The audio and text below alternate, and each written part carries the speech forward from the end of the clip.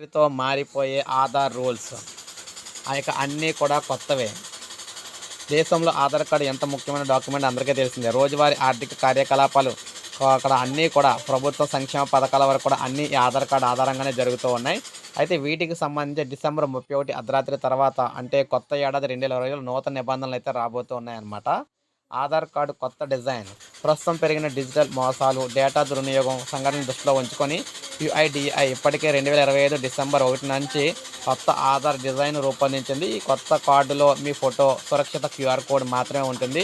మీ పేరు, ఆధార్ నెంబర్ ఉండవు. మొత్తం కార్డులు డిజైన్ను 2026 జూన్ 14 లోపు అప్డేట్ చేయాలని చెప్పేసి యుఐడిఐ భావించింది. ఫోటో కాపీలు వాడకంపై కూడా ఆంక్షలు.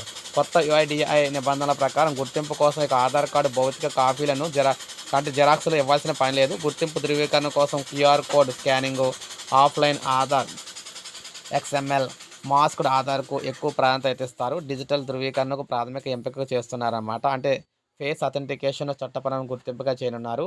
ఆధార్ పాన్ లింక్ తప్పనిసరి. ఆధార్ పాన్ లింక్ చేయడానికి 2025 డిసెంబర్ 31 చివరి తేదీకి ఇచ్చారు.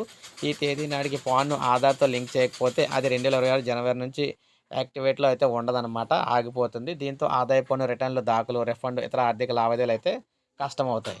ఇక 10 ఏళ్లు దాటిన ఆధార్ కార్డులు అప్డేట్ తప్పనిసరి.